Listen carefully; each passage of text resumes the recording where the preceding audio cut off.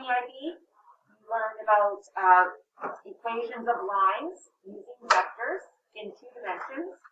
Extended it a little bit to 3 dimensions, but that's really what we're going through in more detail here. So everything in 3 dimensions. So lines, we'll find the intersection between lines, angles between 2 lines in 3 dimensions, closest distance between 2 lines or a point and a line. So that's kind of what we're looking at today. And then tomorrow, we'll get into equations of planes. So the equation of a piece of paper in 3 dimensions. So here's your 3-dimensional shape, right? So your axes. X is coming out of the board. Y is horizontal. Z is vertical. You can rotate that obviously, but this is sort of the orientation that we use, and you can see the little squares there to represent 90 degrees. Okay. You need to think about it sometimes, as I said last week. Chalkboard ledge is equivalent to Y, X is the ledge of the window, and Z is the pillar going up to the ceiling. Okay?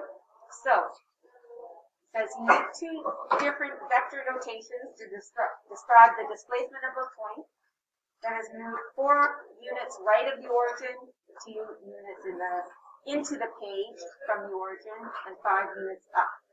Okay, so really 4 units to the right would be this way. Okay, 2 into the page, so that would kind of get us here. Okay, so you'd have that, you'd have this, and then 5 units up. So equivalent to 5 here would be up here. Okay, so you're really going that way. It's kind of like forming a rectangular prism.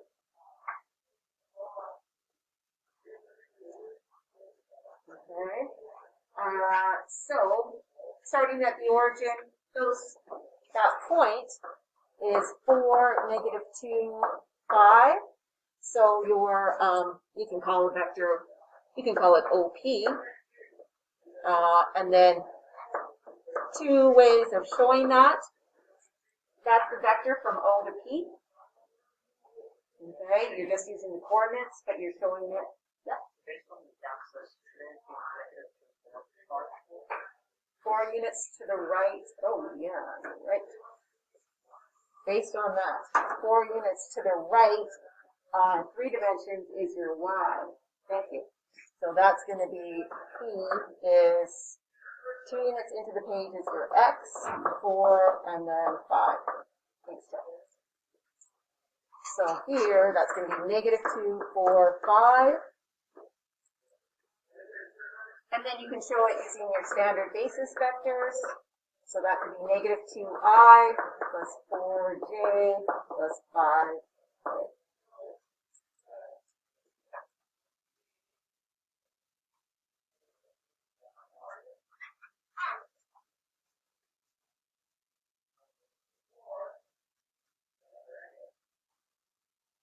Okay, so now getting into vector equations of lines. That's just a vector, right? If we wanted to represent the line that passes through, then you have to have a parameter in there because it could go on forever, right? So the next question says, what does that vector equation represent? And then represent it in Cartesian form. So this is a line in 3 dimensions. Think about it. That first vector, so you've got your 3 dimensions here. So you've got your first vector, 4, 2, 5, I don't know.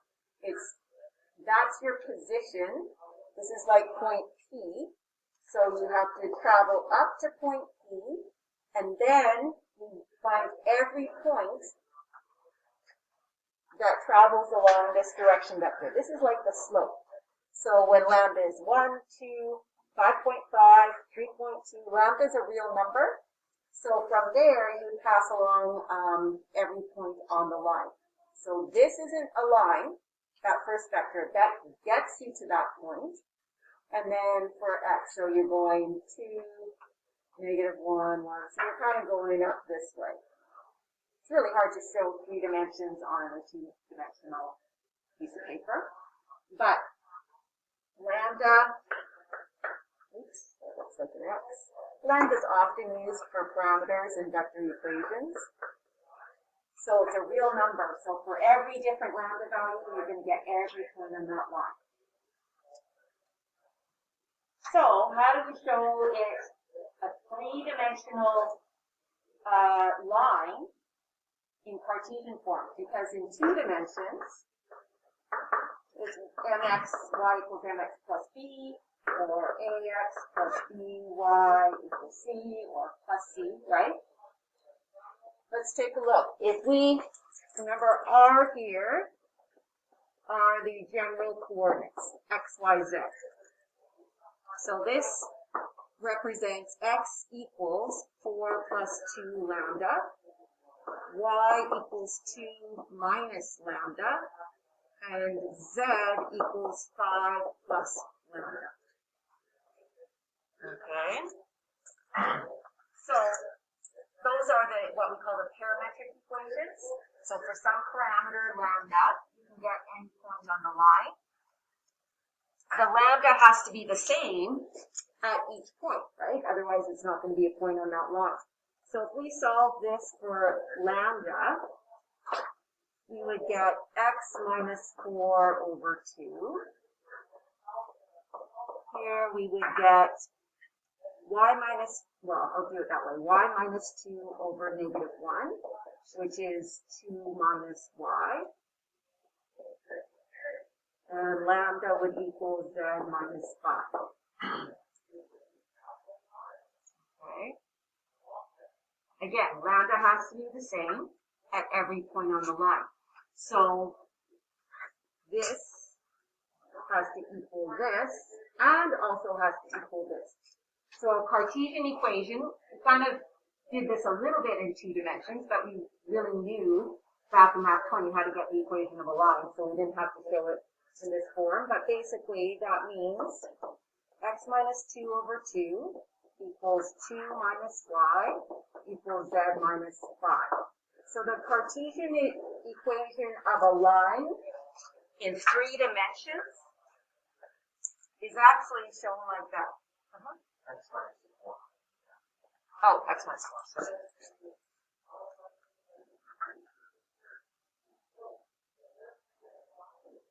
Okay, x minus 4 over 2. Sorry. Okay, so in equation of a line in 3 dimensions is shown like that, 2 equal signs. So if you were to solve for parts of it, kind of like what you do for the sun, you take 2 parts.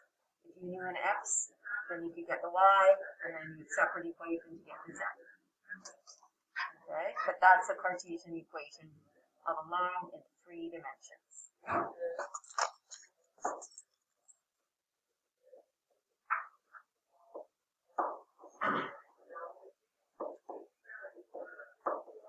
So if you're given this, you can come up with the parametric equations. From there, you can come up with the vector equation. You can go back and forth, right? Here, so think about this, each part here is equal to the parameter. So if you are given this, then this equals lambda or t or whatever parameter you want. This equals lambda, and then you can solve backwards, right? So you can go back and forth from this. So just be aware of that, right? We might give you something like that and say, what's the vector equation of that line?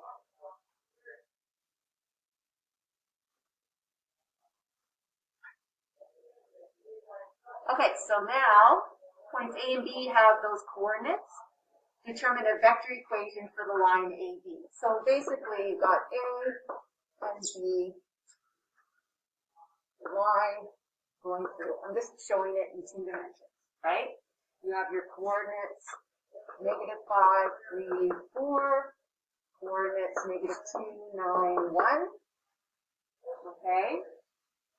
So, in order to get the equation of a line, you always need a point. We have 2, which is awesome. And the slope if we're in 2 dimensions, or the direction vector if we're in 3 dimensions. So the direction vector, often we call it D, okay, is, in this case, I'm going to go vector OB minus vector OA. So OB is negative 2, 9, 1, and OA is negative 5, 3, 4. All right, so here's O, let's say. So we have to travel up. We need a point on there, and then your direction vector is here. Some multiple of OB. That's right, AB. Okay.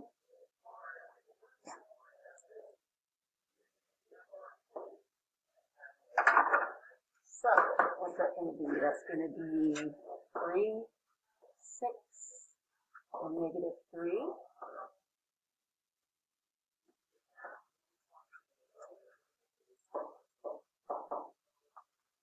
Just going to call it R. You can call it V for vector, W for W, whatever. But R is understood usually to be X, Y, Z when you're talking about your general point, any point on a line. Okay, so you decide, you can choose this is your point on it, or B, up to you. Show it as a column vector. I'm going to use A. Then plus, I'm going to use 2 this time. Multiplied by the direction vector. This is AB. Notice how it's all the components are multiples of 3. So in simplest form, remember it's a direction vector. If I divide that by 3, it's still in the same direction. It's just a third as long. This is in simplest form. So that's the one I'm going to use. 1, 2, negative 1. It's not wrong to use 3, 6, and negative 3. It's just kind of most terms.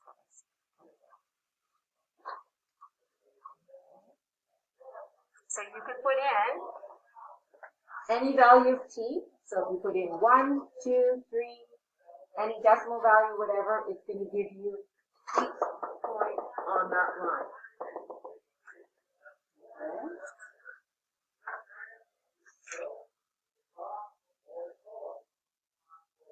And I think back in Math 20, we did that with 2-dimensional vector. We gave you different values of t and got you to plot all those points.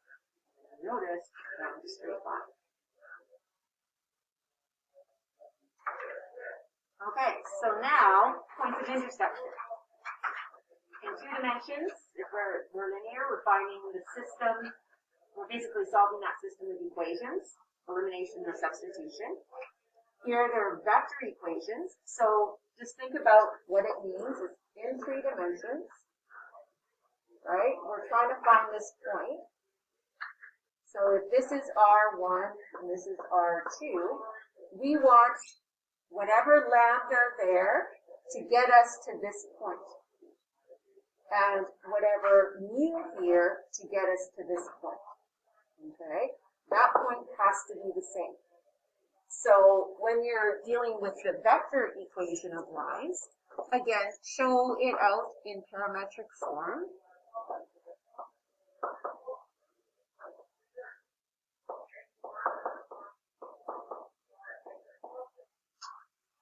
So this is R1, R2,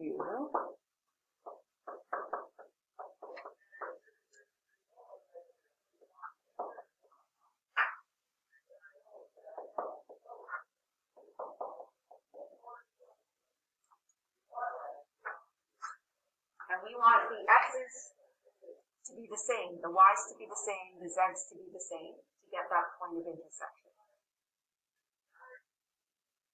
So that means that 7 minus lambda has to equal 1 plus 4 mu. 3 lambda has to equal 6. 5 plus 2 lambda has to equal 5 plus 4. Oh, sorry. Yeah. Lambda equals 5 plus 4 mu.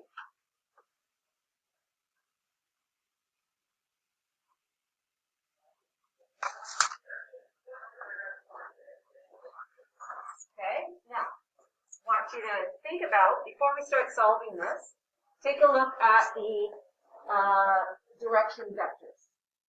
Are they multiples of each other? Can you multiply this by a number and get that direction vector? No. If they were, they would be parallel lines. Okay, now, if they are parallel lines, they could be either the same line or they could be parallel and distinct. So I call this parallel and coincident, parallel and distinct. But these aren't. So they can intersect in a point. That's what we're hoping for. But what happens if I show it like this? Do you think those will ever intersect? No. Okay? We call those skew lines. So basically, these lines are not parallel, but they're on parallel planes. So this is on my tabletop. This is on my parallel piece of paper. Okay, so those are called skew lines. So it's not guaranteed when these are not parallel that they're going to intersect.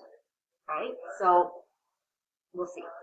See what happens in this one. So here, we've got our system now. We actually have 3 equations in 2 unknowns. Take a look for some easy ones, right? This one here, right away, I can solve for lambda. Right, so lambda equals 2. Then, in here, go back and substitute it. So you can call this 1, 2, 3. So, 1, 2.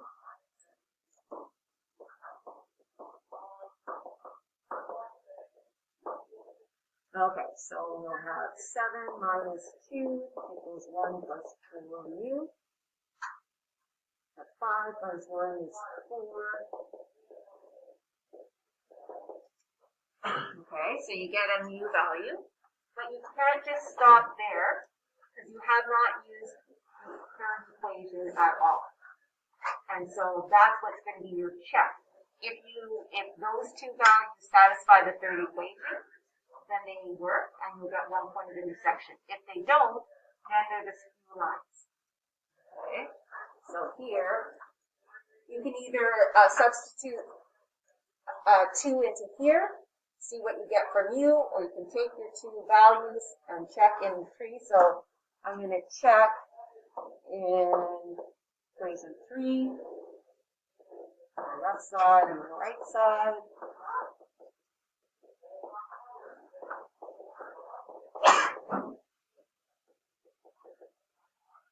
And I get the same thing.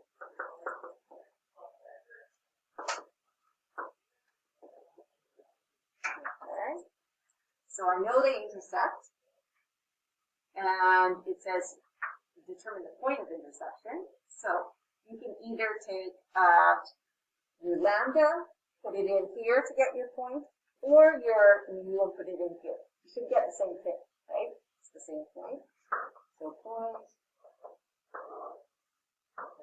Intersection is going to be x equals 7 minus 2, y equals 3 times 2, z equals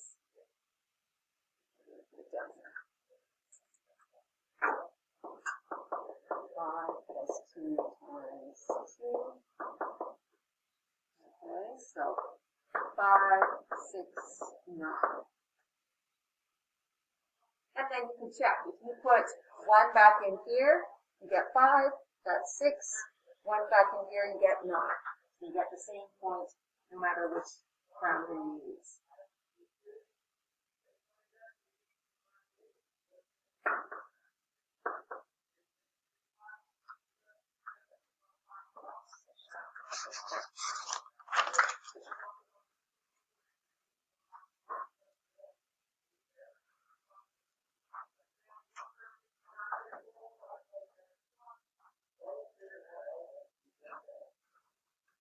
Okay, next question gives you a hint. Says show that those lines do not intersect. And notice how the direction vectors are not parallel. So they're not like this. Those don't intersect, but they are parallel direction vectors. they must be like this, those skew lines. So that means, it's kind of a hint, you're going to get to the point where maybe you get a lambda and a mu, but when you substitute it into the third one, it doesn't work. Okay? So, trying to give you a hint on that one. So same process. So R1 is, R1, x equals 1 plus 2 lambda, y equals 4 minus 3 lambda, z equals negative 2 plus lambda.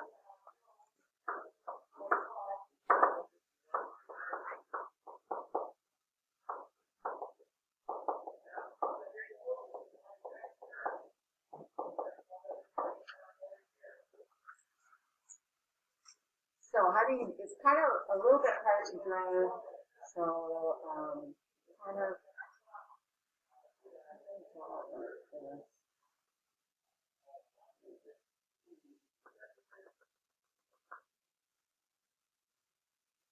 that's how I would kind of draw it in 2 dimensions, in 3 dimensions, so dotted line underneath, because they're not, they're actually separated from them.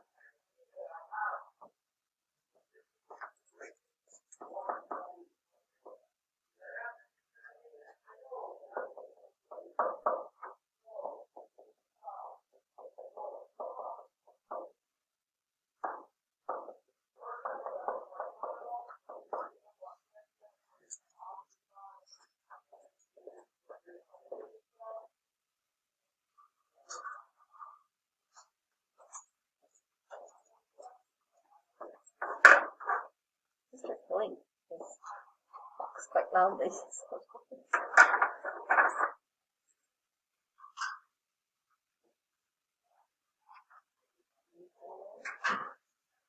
So you might want to simplify these a little bit. So maybe get the constants on one side, so you can go negative 3 equals negative 2 lambda minus mu, 2 equals 3 lambda plus 4 mu, negative 6 equals negative lambda plus 5 mu.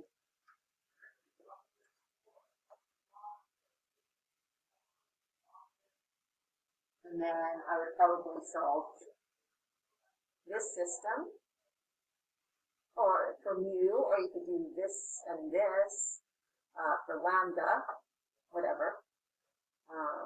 So we're going to do 1 times 4.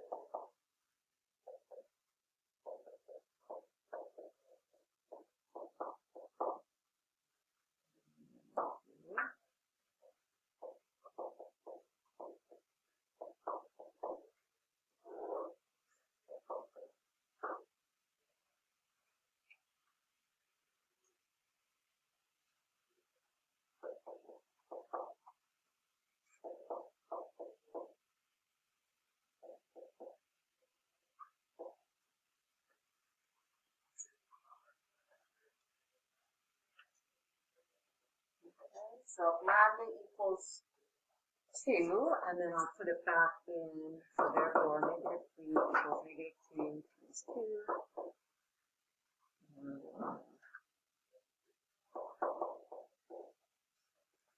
So if I solve the first 2 equations, I get lambda equals 2, mu equals negative 1, and then check in equation 3.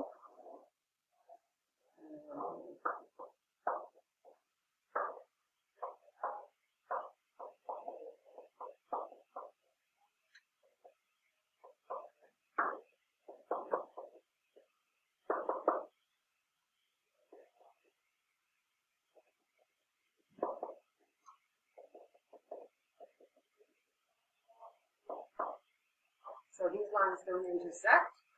And then you can say even further, if you're asked to describe what the orientation, you'd say the lines are not parallel as direction vectors.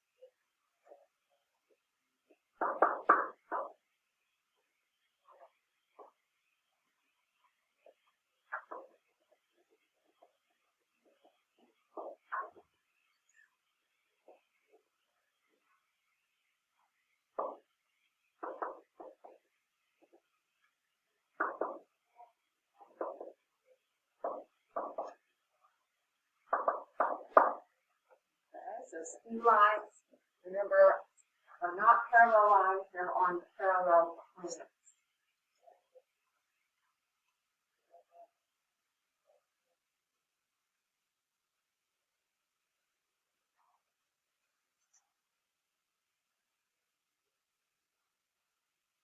Okay, so I'm going to get you to work on question 6 right now. Again, intersection, but you're looking for the value of P to make sure that they intersect. The same process, parametric equations for R1 and R2, set those equal to each other, solve equation 1 and 2 together to get lambda and mu. Then you can put them in the third equation to figure out what P is.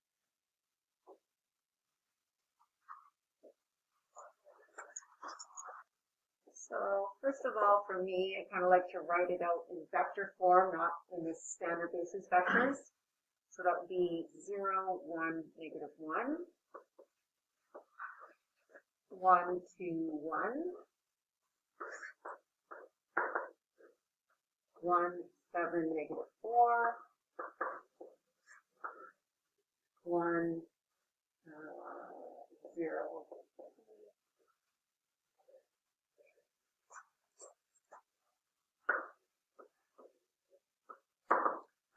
So x equals lambda, y equals 1 plus 2 lambda, z equals negative 1 plus lambda.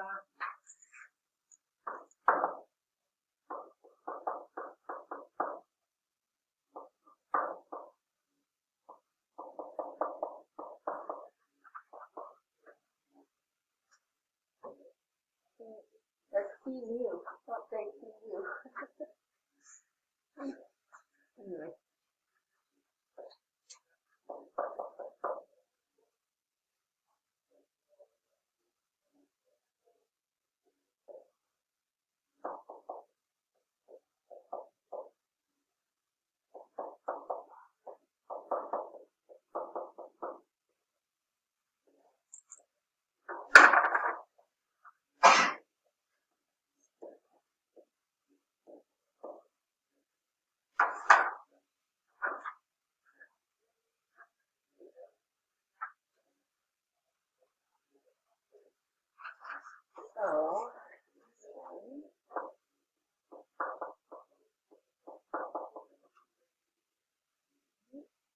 So that's from equation 2.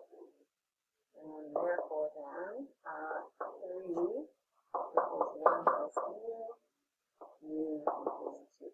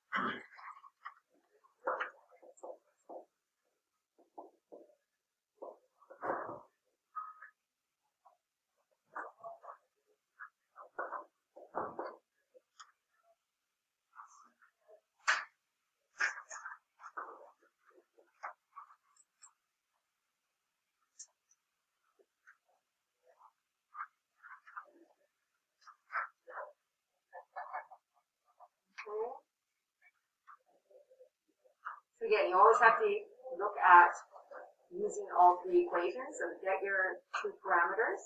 Make sure you checked it into the third if you're seeing they intersect. In this case, we're told that we want them to intersect. So we put them back into our third equation to get that true value with the things to intersect.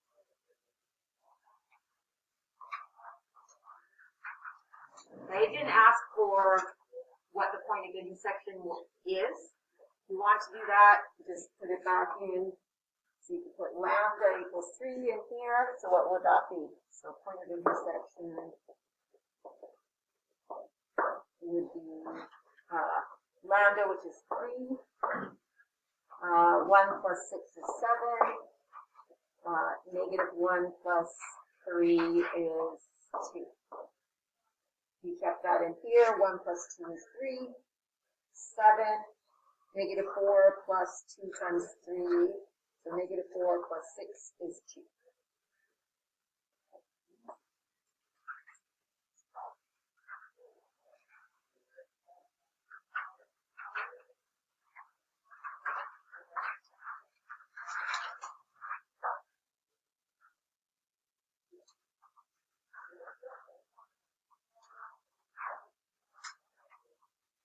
Okay. So next one, kind of the same, except it says we actually want you to practice coming up with the Cartesian equation of a line. Okay. And between those 2 points. So you're not given an equation of a line, the first one. And then does it intersect that one? So again, I like to show them in vector form. This is called, that's called Rn. So I'm just going to call the first one between these 2 points. I'm going to call that R1. So choose one of the points to be your position vector. I'm going to just choose the first point. This has used lambda, so maybe I'll use t. And then my direction vector. So my direction vector is going to be, say, 3, 6, 2 minus negative 1, 4, 1, or the other way around.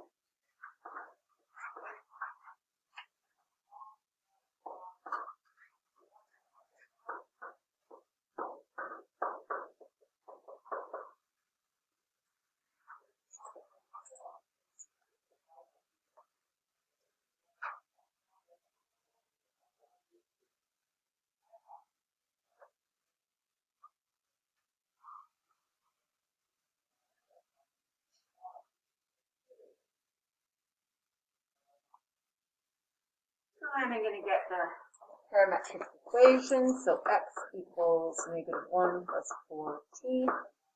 Y equals 4 plus 2t. Z equals 1 plus t. And to get the Cartesian equation, remember you solve for t. So that's going to be t equals x plus 1 over 4. You can just do it in your head.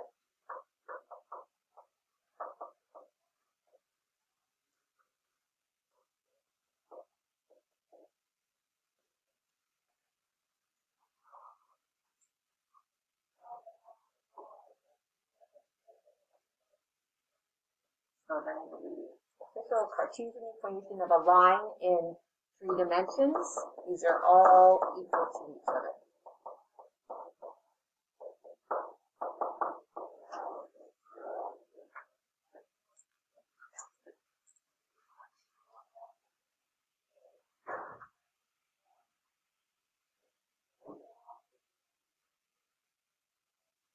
Okay. Then I'm going to come up with the vector equation of Rm, not in terms of the standard basis vectors. So that would be 1, 1, 1 plus lambda times 1, 2, negative 2.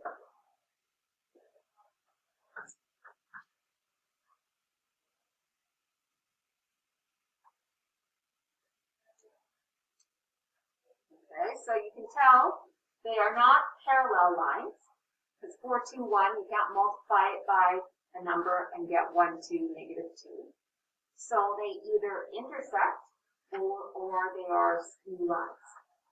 Okay?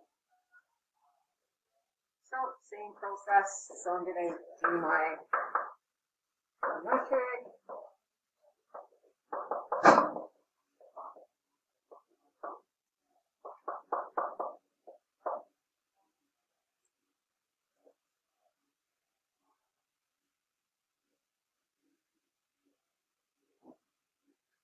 Yeah, you can make those expressions for x equal to each other just like we were doing.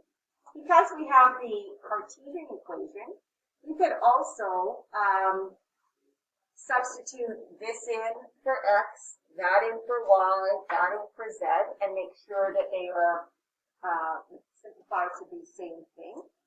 So if that's something that you wanted to do, you could. Maybe we should do that just to show a different method. So we substitute into Cartesian.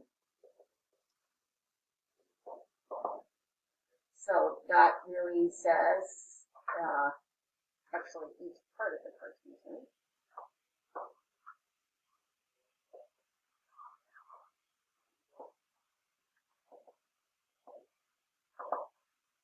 So we would have x, which is 1 plus lambda, plus 1 over 4. And that's equal to 2 plus lambda over 4. Next would be 1 plus 2 lambda minus 4 over 2. And we get negative 3 plus 2 lambda over 2 right away. Not equal. You could also check into the third part. 1 minus 2 lambda minus 1 is negative 2 lambda.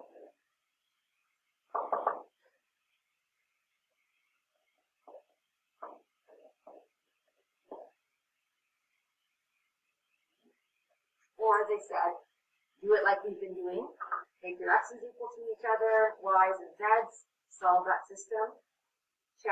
Solve two equations with two unknowns, check them in the third one, and you'll find that it doesn't work.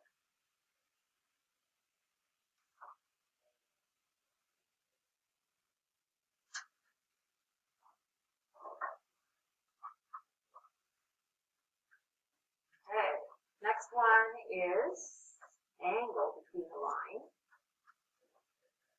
There are two lines.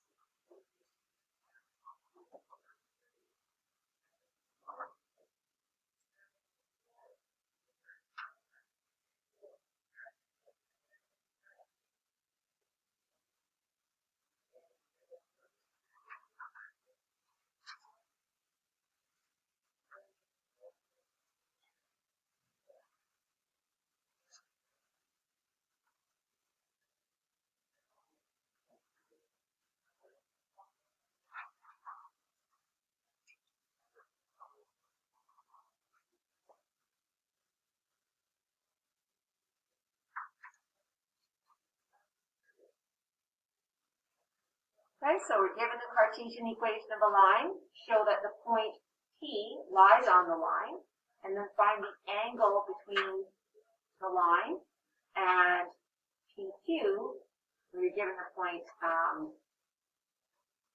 P and Q. So I'll have to do a few things here. What I like to do again is show my lines in vector form. I just kind of visualize it better. So I'm going to convert this Cartesian form back to vector form. Okay, so think about where the denominator came from when we were coming up with a Cartesian, say back here, right? So the denominator was always the coefficient of the parameter.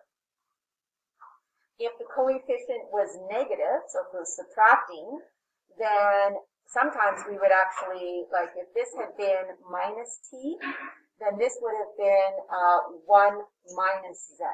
So look at the order of the terms. If it doesn't start with the variable x, y, or z, then check, is it subtracting z or is the order just switched around? That just tells you the direction component. So here, this is going to be 3 plus 2t, oh gosh, what am I doing today? I'm going to do the components first. So 3 plus 2t. So this is R1, or actually I'll call that L. Y, so that's the same as over 1, right? So that's going to be 7 plus t. And Z, notice the order. So that's the same as negative Z minus 1, which is the same as negative Z plus 1, which is the same as Z minus 1 over negative 1. So that's going to be 1 minus t. All right, so if the variable is not the first term, check and see, is it just switched around both positive, or is it actually negative? If it's negative, then that the direction vector is negative, or the component.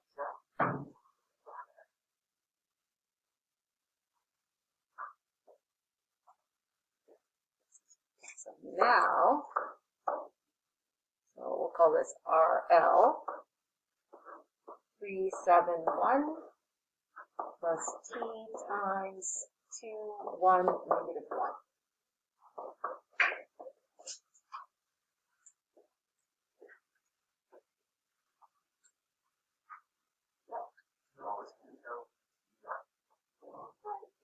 You don't, it's not the end of the world, it's just a good idea. You don't have to.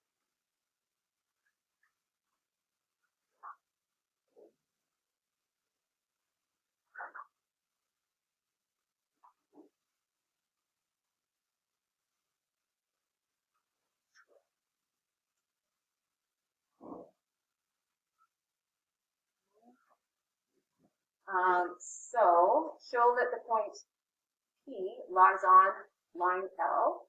Okay, so you could actually put 5 back in here, 8 here, 0 here, and make sure that T satisfies it. Okay, so 5, 8.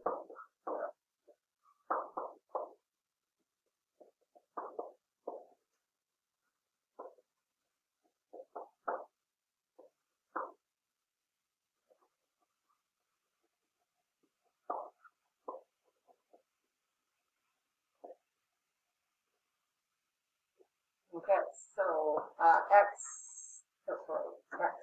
is 5.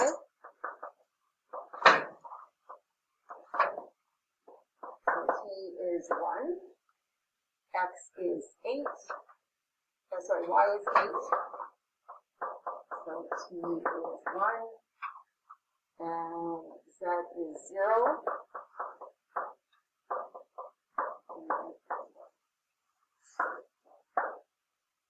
So sometimes we use the word consistent. We use it the same. All right, so you know that the that point 580 is a point on the line.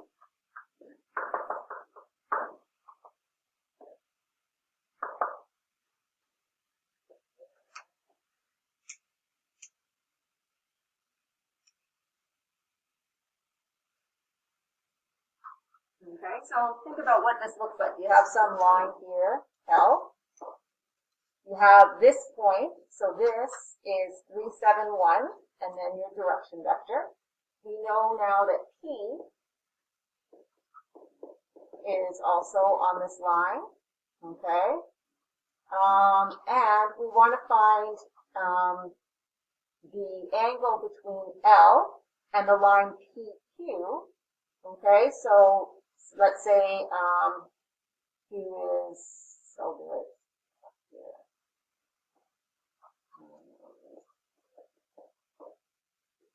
Okay, so we want to find the angle here or here. It will give us one or the other. One will be depending on which direction. You have that. Again, I'm not graphing this properly in 3 dimensions. I'm just doing a sketch in 2 dimensions of what it is in 3.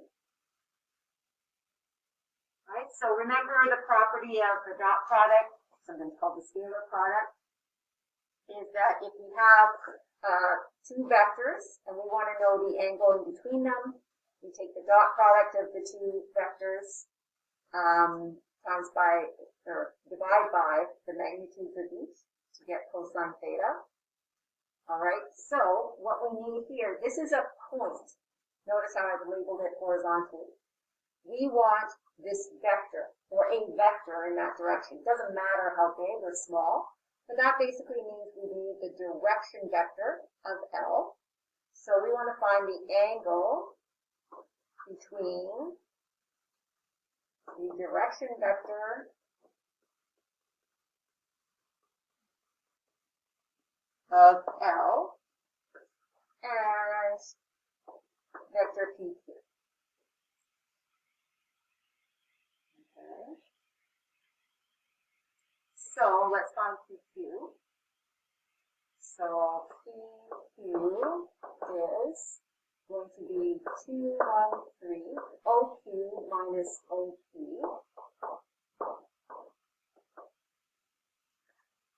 This is negative 3, negative 7, 3.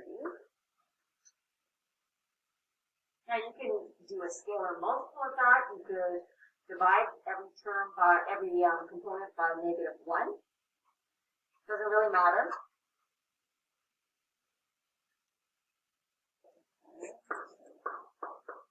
And our direction vector of L is this. So we want to, we know D dot product with PQ.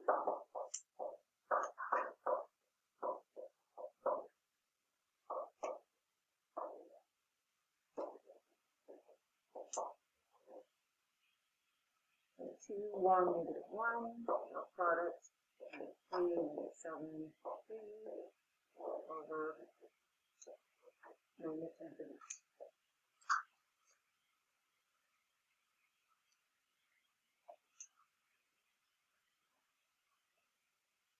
And we're always going to give our angles in this unit of degrees.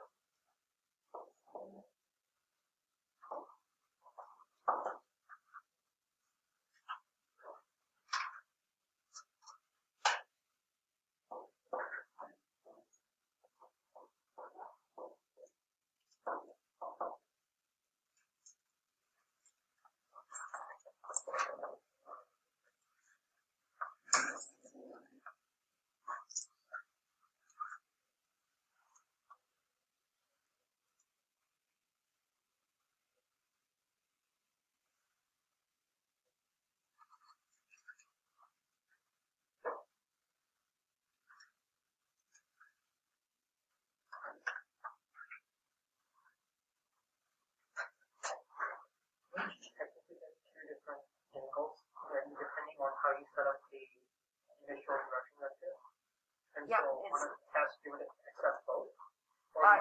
Sometimes on a test I'll say the acute angle in between, so you just subtract, in this case, you subtract from 180. Yeah. Okay.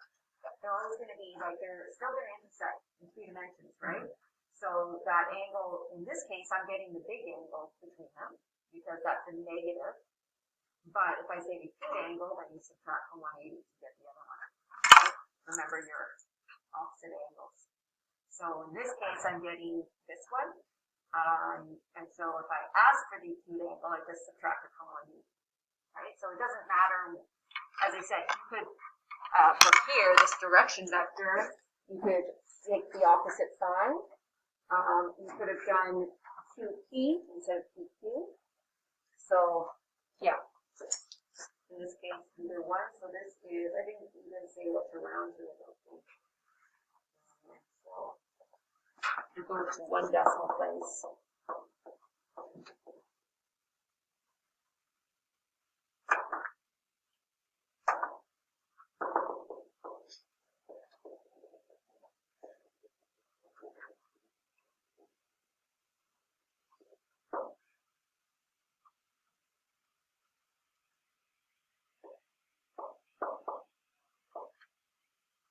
Okay, so either one of those. If I say you don't give me any issues, then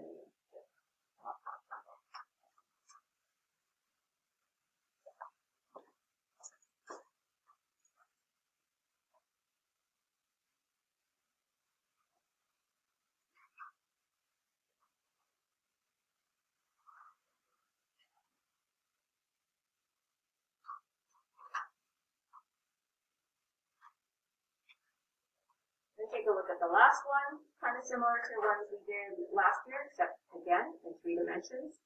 Closest point. So think about, or closest distance, I should say. So think about how you would, if you have a line and a point, where that closest distance would be calculated.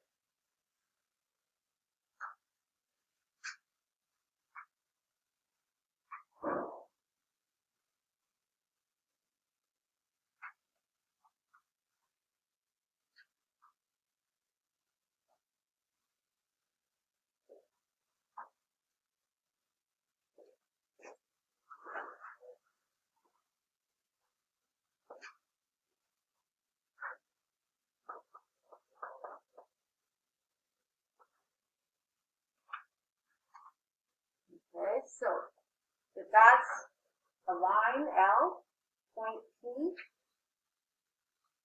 I join it with this point, would that be the closest distance? Nope. What's special about the closest distance? Yep, it is 90 degrees. So if I draw a line, that's kind of squiggly, but if I draw a line from P, or vector, whatever you want to call it there, if I join these, it has to meet at 90 degrees in order to be the shortest distance. Okay.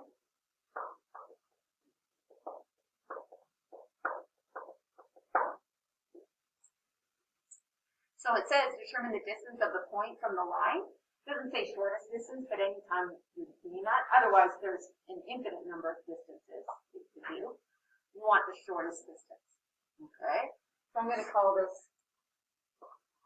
another point.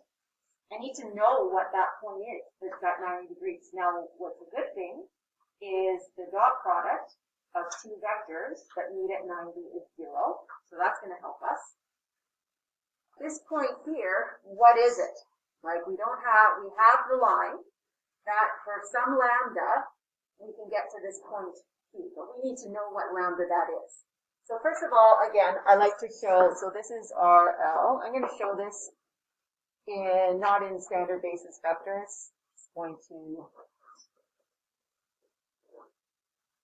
show it in its components, like that. And kind of visualize it a little bit better. Okay.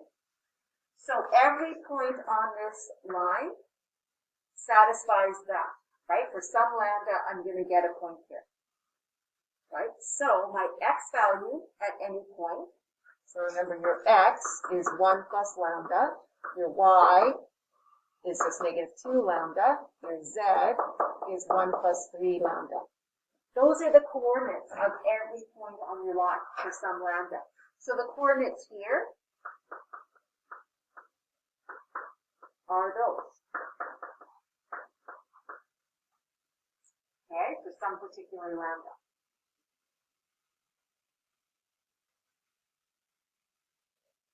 Because in order to get vector PQ, we need both points. We know P.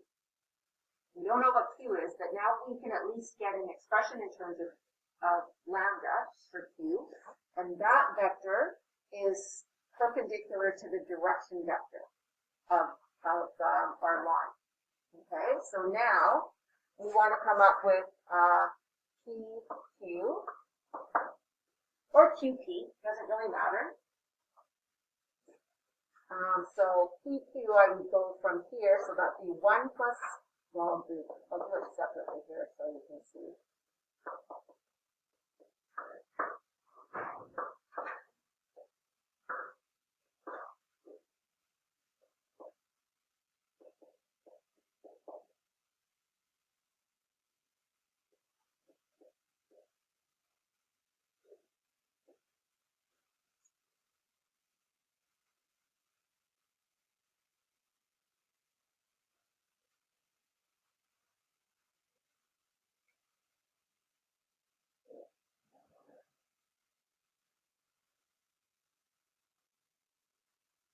Okay, so now the dot product of PQ with the direction vector is should be 0, right? Because we want them to be at 90 degrees. So write it out like that to start, and then I'll put in the actual components.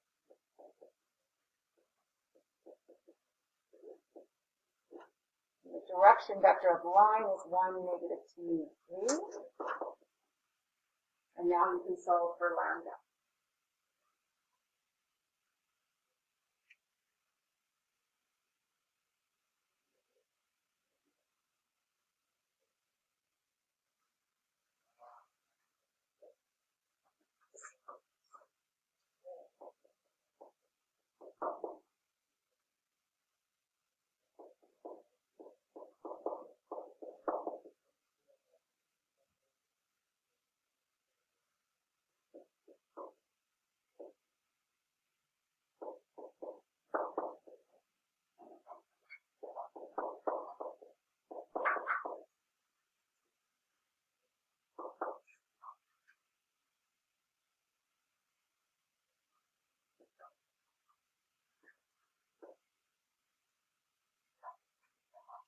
So now you know what lambda is, so you can find that point Q, and then find the magnitude of PQ.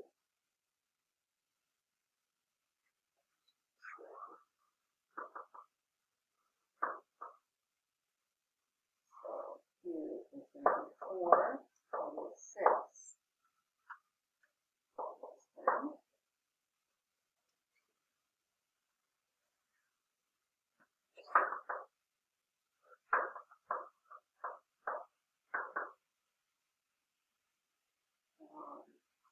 Actually, you need to know Q, not really for this part. You could just go back, put it into PQ already, right? So that's going to be 3, 3, 1.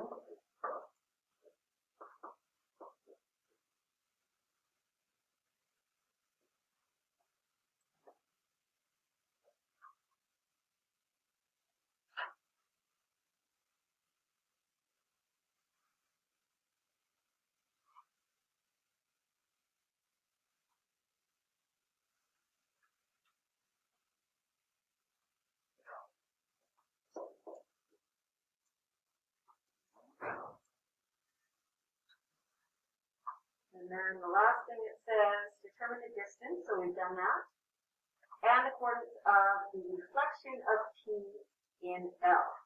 So if you take a look at our diagram, that means if we've got PQ, we want to now, from Q, go to the reflection. So same distance on the other side of the line, opposite direction, right? So basically, you could just, from here, from Q, add PQ again to get that point on the other side. So PQ is 331 from 4, -6, 10. So the reflection